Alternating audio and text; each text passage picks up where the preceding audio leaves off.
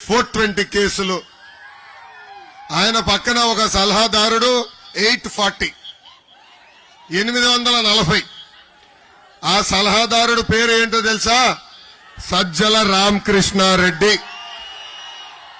ఇచ్చేదంతా పనికిమాల సలహాలు, కానీ ఇప్పటికే జీతాల రూపంలో 150 కోట్ల రూపాయలు సంపాదించాడు ఈ వ్యక్తి. గ్రాడ్యుయేట్ ఎమ్మెల్సీ ఎన్నికలు జరిగినాయి.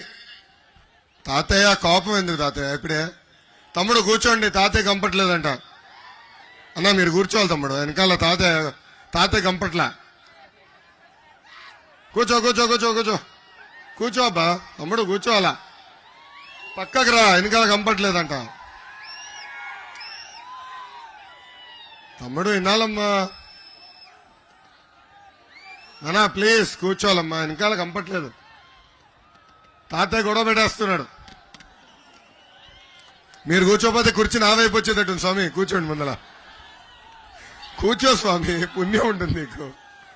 కూర్చోనా కాంటే ముందల వచ్చి కింద కూర్చోండి, తప్పదు. ఇంకా కుర్చీలు లేవు, తక్కువనే కదా. కూర్చో, పల్లెని ముందరకు వచ్చి కూర్చో అబ్బా, ఇంకా తప్పదు కదా. తమ్ముడు ప్లీజ్. గ్రాడ్యుయేట్ ఎమ్మెల్సీ ఎన్నికల్లో 3 స్థానాలు తెలుగుదేశం పార్టీ గెలిచింది. ఆనాడు సజ్జల రామకృష్ణారెడ్డి వీళ్ళసలు మా ఓటర్లే కాదన్నాడు.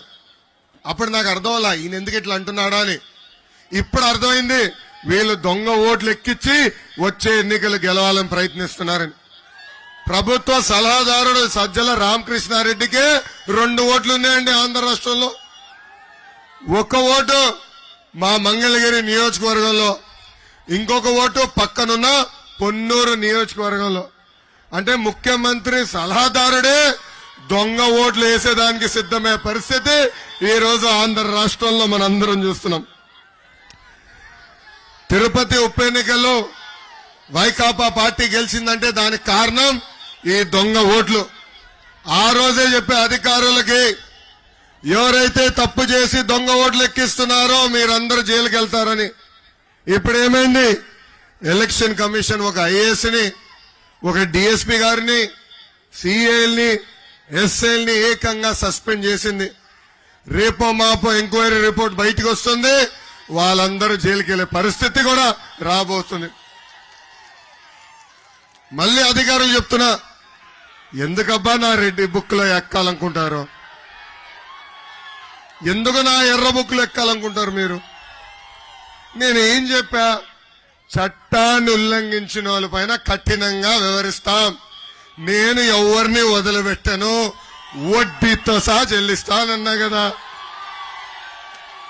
చట్టాన్ని ఉల్లంఘించద్దండి, నీతి నిజాయితీగా బతకండి అని ఈ సభాముఖంగా కోరుతున్నా.